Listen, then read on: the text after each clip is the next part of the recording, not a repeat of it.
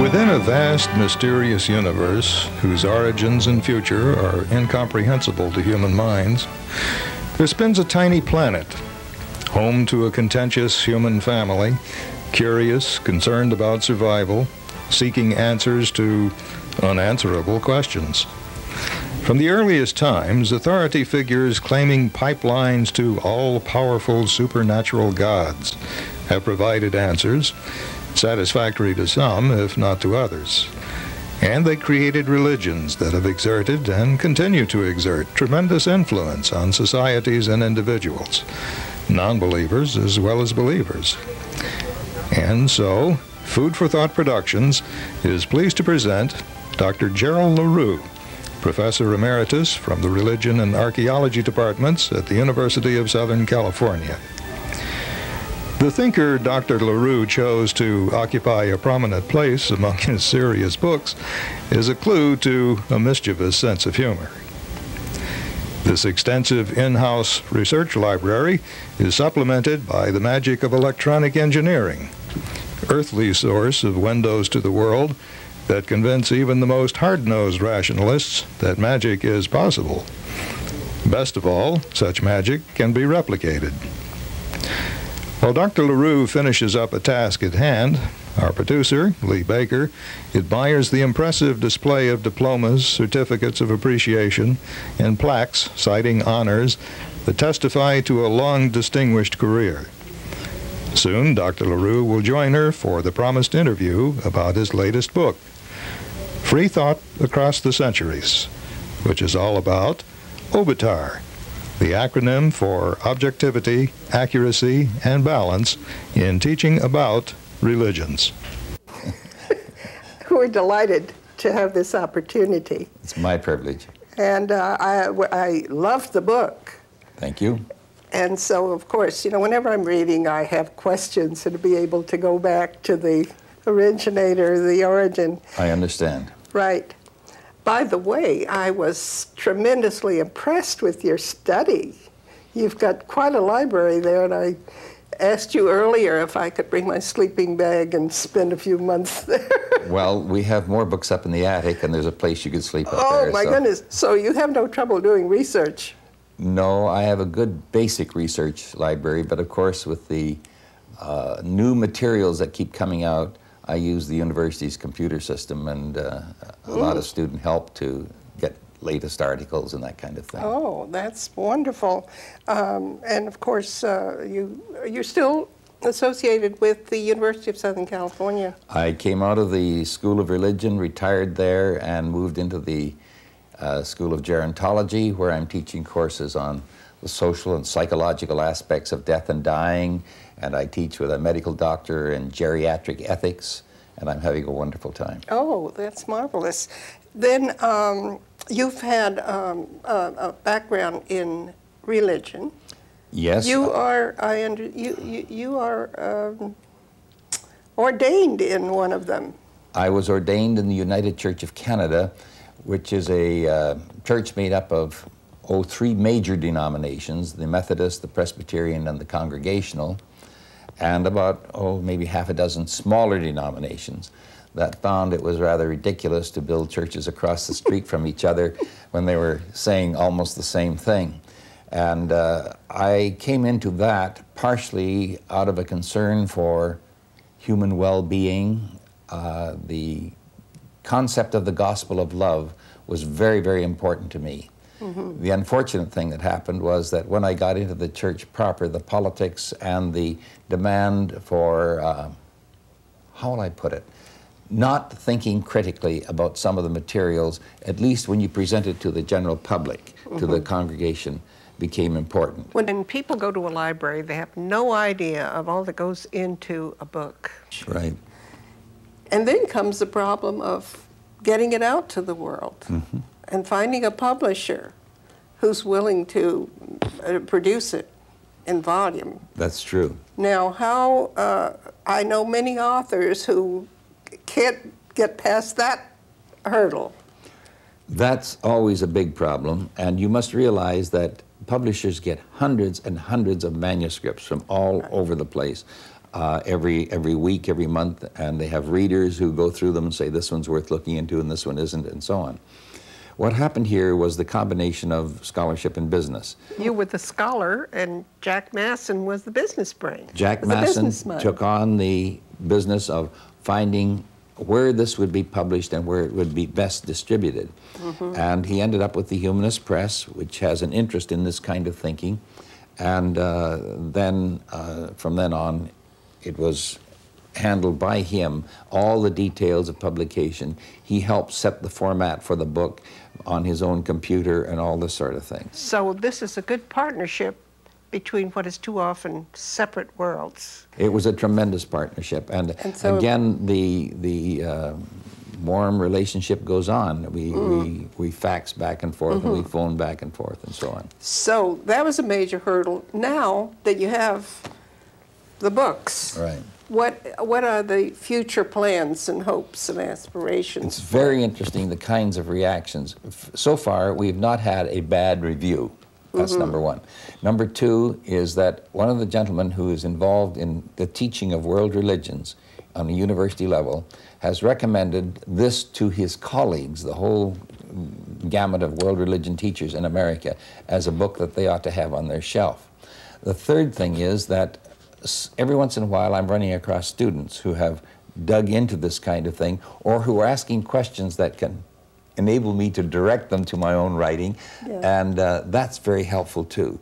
And again, I think we have people who are asking the questions and don't know where to look for answers. And as we advertise this through this program and through other kind of channels, I think we're going to have more response to it. What impressed me tremendously was not only the wealth of subject matter, but the wonderful style of writing. It's so easy to stay with it. In fact, it just carries you right along, and you almost can read it like a novel, although I think one of the great advantages is the way it's set up. You can look up any culture when you want to. But of course, this isn't your first writing effort, is it? Books and articles. There are two kinds of books and two kinds of articles. How many books have you written altogether? This one will make 17. Now, some books are directed to scholars, and these are people who spend their time talking to each other. Yes. And many articles are published with that in mind. My concern has always been the broader pattern. I've done the other. I've done the very technical kind of thing. But my concern has always been the broader relationship. Audience. How do we reach the minds of people to make change in society? And as a teacher, I've learned that the less you get into very complicated explanations with sentences that go on for 2 paragraphs and this sort of thing, the better off you are. So I've geared this, as I gear most of my writings, to very clear expositions of whatever I'm into. It's very readable by lay people. That's my hope. That's my hope. Anytime I use technical terms, I explain what they are, right, so that you know I'm not playing games with you. Right. It's wonderful. It's very readable. Now, what's the real value to an individual in learning this stuff? I think 2 things. First of all, people who are thinking critically on their own will find out they're not alone, and that there's a long tradition going back to our earliest literature of people who dared to think outside of the confines of church and state, and who are raising questions, very practical questions about life, living, and the pursuit of happiness and all the rest of these things. So the first thing is you're not alone. The second thing is that you become aware of the tremendous heritage that is ours in our human history. A lot of good stuff has not been written. Until people learn to write, we don't know what our forebears thought. But once they put this in writing, we began to see that they wrestled with the same problems that we wrestled with. They may have had different answers, and when you get one answer, somebody will come up with a challenge to that answer. And this is the way we have grown to produce the kind of democracies that are springing up all around the world. There are only a handful of, well, more than a handful of countries that are not democratic. But the democratic ideal has moved out, particularly from America, into all the world. And critical thinking is part of that. Now that we get news from all around the world with TV and radio and newspapers and so forth, it's really great to have some of this background on these cultures that are from faraway places. Particularly where the religions come in. Right. And the clash of religions, as you know, in Religion northern... is on the front pages now with the struggles that are going on between extreme fundamental religious types and the liberals. Well, also between Protestants and Catholic in Northern Ireland. And within. And between Muslims and Hindus in India. We were at a conference recently where there were some religious leaders who described themselves as left-wing religionists or liberal religionists who are getting together to oppose the radical right-wing Christian coalition, which is trying to bring us back to the old days of partnership of church and state, which is so disastrous to human freedom. I did some stuff on the study of neo-fundamentalism a number of years ago, and it goes back to the turn of the century where this was beginning. Well, because religion is so much now in the forefront, knowing about all the various religions, particularly in this country and even more specifically in Southern California, where we live. Because we're such a diverse culture, there's so many different belief systems, and we have to live together in this world, and particularly in Southern California. It's really a necessity to know more about other cultures and belief systems to understand each other and learn to get along and respect each other's daily. Well, even in this book, we have a whole group of people called the Hmong that are not, I never got into these are special little group in our community that have their own belief systems, their own patterns of burial, their own patterns of marriage, and so on. The diversity of human thought, all I've done here is touch the larger dimensions. To have a framework of reference. Right. As all the new information comes in, all the current information comes in. In the book, you have a chapter called In the Beginning. It wasn't Adam and Eve. Well, we're into the whole evolutional issue, which means that we're back billions and billions of years. From whatever the first virus or life form that inhabited our oceans and ultimately developed into the multiforms of life, whether it be grass and trees and flowers, to animals and humans and birds and bees and flies and mosquitoes, all of these kinds of things. So that we have a basic oneness with all of life forms. The second thing is that in terms of our humanity, we're into DNA studies, and the most recent DNA studies have confirmed what Darwin suggested, that is, all human life began in Africa. And they're arguing that we had one mother. I think that's a little too narrow, but one family of mothers. And so we are now no longer... You mean they were popping up in different places? Well, they come out of the same DNA cultural background. And from Africa, this movement went out into Europe, into Asia, across the Bering Straits, ultimately into America and all the rest of it. But this took thousands and thousands and hundreds of thousands of years that we're talking about now. And to develop where we are now, what we call Homo sapiens, a thinking human being, this is more recent. And nevertheless, our heritage goes back this long way.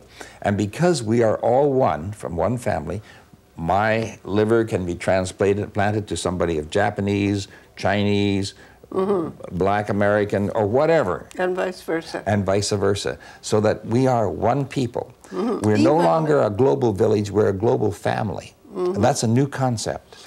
Even transfers of organs from animals to humans. The valve of the heart, the pig valve being used, and so on. Right, right. So we have two things that have happened in our generation. First, we're the first generation that has seen the world from outer space. And we find that we're a little wet ball circling a very small sun in an immense universe. We may be the only intelligent creatures in the universe. We don't know. I know that they give me speculations as to how many others. We now know that we are one family. That this means that we have to rethink our relationships to one another and to the universe, to the cosmos itself, and to our ecology. So this is a whole new set of ideas that have come in our generation. Adam and Eve, that was nice. That's the way people thought 3,000 years ago. They didn't have DNA. They didn't know about the universe. They talked in terms of their own time. Well, I have a lot of problems with the Adam and Eve story because it puts the man and the woman in such specific roles. Well, it's very interesting that you raise the Adam and Eve. I had a young man in my office the other day. He comes out of a Christian background, and he mentioned the Adam and Eve. And I said, okay, you start in Genesis 2. You've got the earth created, the garden's there, and man is all alone. He's lonely. And I said, what does God create? And he said, woman. I said, no, he doesn't. I said, he creates animals, he creates birds, bees, flies, mosquitoes, and he brings them to Adam, and the poor guy has to get a name for every one of them. Giraffe, no, I don't like long necks, and I don't like emus, and I don't like ostriches. And he goes through all of these. God finally says, why did you call that one a hippopotamus? And he said, because it looks more like a hippopotamus than anything else you created. Come up with something new. And so ultimately, God gives up. And he performs this operation. He now becomes an anesthesiologist, puts Adam to sleep. A surgeon removes a rib and creates a woman. And Adam, and the Hebrew is very explicit, says, at last. And thus we had the first couple, according to this particular creation story. You know, all these names he had to give. And she shall be called Isha because she's taken from Ish. She shall be called woman because she's taken from man. It's a bad play. And she is to be the life bearer and all of these kinds of things. But of course, that's a little later after they blow it. Now, a woman would never have written that story. Except that the woman is the hero of the story. The woman is the one who disobeys and thinks for herself. The serpent is smarter than any of the other creatures. Even smarter than Adam. And he says, God told you if you eat of this tree, the day you eat, you die. And the woman said, that's what I'm told.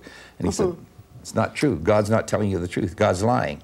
And so she eats, and now humans are raised above animals. They now have moral awareness. They can make ethical decisions for themselves. They don't have to follow just rules.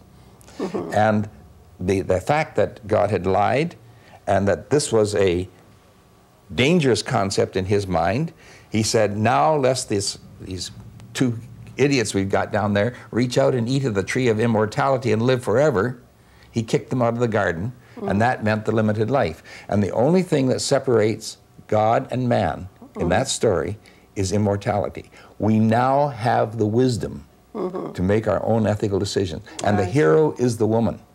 That was ignored in the church. Actually, she's the heroine. It's a great story. Well, I like that a little better. I thought you would. Then I had another question here. Why did people feel they need gods? You've got a chapter on the birth of the gods. To me, again, this is part of the human's critical thinking. How do you adjust to a world where things happen and you have no control over them? I can control my little cave and all the things that are going around in it. But all of a sudden, a storm comes and washes down earth on top of me, or if I'm along the riverbank, the river swells and overcomes me. Or there's no rain and everything dries up. And these are powers that are outside of me. And so what they began to do is identify them as powers, and you give identity to them. The wind, you never know which way. Who's in charge of wind? Well, the wind is in charge of itself. And the thing is, you don't know which way it's going to come. It comes this way and so on. The sun, we can rely on it. It goes the same little route all the time. We know that's a very reliable one. Rains, usually they come at this time of the year, but sometimes they don't come at the right time. How do we explain these things? Once you give personality to them, give them identities, a male or female, then you move into the families, your own family structure. You have daddy and mommy and kids. And so you have a father god and a mother goddess, and you have the family of gods. And the reason that the rain god doesn't come on time is because the other son of God, Mot, the god of death, has got him captive, and he has to be released so that he can come. And we can tell when he's been released because we hear his voice in the heavens, the thunder. And at that time in the Jewish temple, the priest would go and open the windows of the temple as God would open the windows of heaven and let the rain come through. All of these things were explained in terms of where they are. These people stood with their feet on a solid, flat earth. They could see where the horizon touched the earth at the edge. They saw that there was an arch above, and they knew the waters came through. That meant there was waters above the arch of heaven. and there was water under the earth because it bubbled up in springs. Everything they did was interpret as to where they were in time and space. And they personified the powers, they identified the powers, and they tried to explain the powers of nature in terms of family. You know, you pay off Uncle Dudley and he comes through and brings you now, the priest, whatever he's captured. And so you pay off the god, you offer sacrifice. The priest is a specialist. You beget experts. Now the priests, they were the ruling class. Well, they made up these stories. Well, that's true. They are the experts. They have the traditions. They know what pleases the god. No, he doesn't want that. He wants that. And they have all these kinds of explanations. And as long as they seem to work, people will follow them. Yes. But the other power in the community was the king. And that only developed after people came into a large community. You'd have tribal chiefs. Weren't they more military? Well, what happened if we're right in our analysis, there's one scholar who's argued that we started with a primitive democracy in Sumeria. That what happened was that the people would have a person who was in charge of ordinary things of life. He was an ordinary guy like the rest of us. But in times of crisis, you'd appoint a chief warrior who would lead the people out and protect them. Somebody didn't retire when he came back. And so we now get the office of the king. And the king works with the temple and says, this is God's will. After all, he's stronger than the priests. And we have the cohabitation, so to speak, of temple and state, and we're into a whole new power structure. The early democracy in that case was crushed, and the monarchy came out of it. But the smarter people in the community used religion. They were educated. They were educated in the temple, and you repeat the temple patterns just as our clergy do today. Right. I'm thinking of the Christian coalition we have now.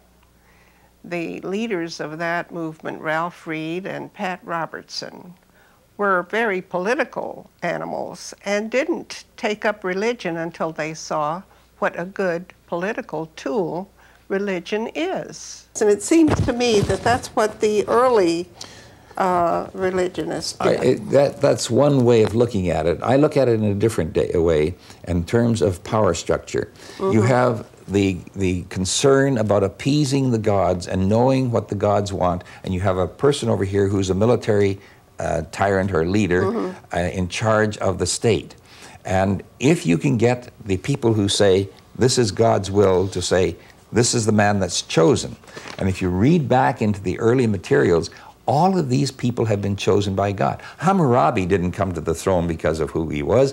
It was because the God had his eye on him and raised him. And we have religious people who talk about this today as though God's sitting around saying, I think I'll choose this fellow over here and raise him up. And listen to Christians when things happen. The disaster comes and it wipes out the guy next door, and their house is saved, and they say, God was looking after him. What about the guy next door? We get this crazy kind of interpretation of the way the gods function. See, I have a little different approach to this idea of gods, and my feeling is that human beings gave birth to the gods, and that even today, Pat Robertson goes up on retreats, and he takes a yellow legal pad with him, and he comes back with a lot of notes and calls his staff together, and he says, God told me I should fire the bookkeeper. And, you know, it's quite detailed. But my idea has always been that when people quote what God said, and that God chose this people and that people and so forth, my reaction has always been, that's your opinion. That's what you say. That's a safe answer when you're outside the group, of course. What group are you? Well, whatever group endorses this person as an authority. Oh, I see. That goes back a long way. We have the beginning of human law. Now, every community, every family has its rules. And when you get a number of families living together, you have rules for interaction and so on, like we have in the neighborhood of course. Here.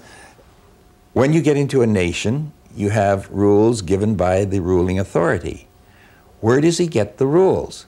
Well, if you go to the Louvre, there's a big black stele of black diorite, and you see at the top Hammurabi standing before the sun god. Shamash is the god of justice because his light penetrates all the dark places and reveals all the bad things we do. And you have him there endorsing Hammurabi as the lawgiver. And it's as though Hammurabi said, look, these are the laws that were given to me and they're absolutely new. We now have older codes showing that the same laws were there given by different gods to different king. So that we're into a pattern here. We have Moses going up on Mount Sinai, getting the laws of God. Hammurabi standing before Shamash, getting the laws of God. This is a pattern that goes on and on. Now, has God stopped giving laws? No. You have Pat Robertson who goes on a retreat. You have people who go back into the meditation bureaus and come up with new answers. Let me give you a best example. Mormonism would not allow black people into the priesthood, Levitical priesthood, which is one of their orders. And we now had the upsurge of black awareness in this country. And we had Martin Luther King and people like this. How do you handle it when it's in your documents that these are people who are the descendants of Cain and so on? So what happens is the chief Mormon goes up into the upper room and meditates and comes down and says, God has told us that we can now admit blacks into the Levitical priesthood. To me, this is politically expedient to do that. It's absolutely socially expedient. It's the right thing to do. Dr. Larue and I continued our conversation at some length, all recorded to share with you in future segments of this series. Did you know that there are well over 1,000 varieties of religions in this country alone? And many of them have different Bibles. How can that be? It's a fascinating story that we've assembled in an informative series on paper popes, Bibles, from the creation of the original Judeo-Christian Bible on through the myriad of Bibles that have evolved over the centuries. Watch this series. Our guide will be Dr. W. Milton Timmons, educator, researcher, and author, who has an extensive collection of Bibles and the religious writings that didn't make the final cut, but have had a significant impact nevertheless. Dr. Timmons' years of research and study has been cut down to bite size for your easy edification. We hope you have found this program intellectually stimulating and that you will continue to investigate the ideas raised here. To connect with other like-minded individuals, please contact any of the dozens of Freethought organizations, such as the American Humanist Association, American Atheists, the Center for Inquiry, and Atheists United. You may also email the producer directly via leebaker27@gmail.com. This program has been distributed through the courtesy of Atheists United.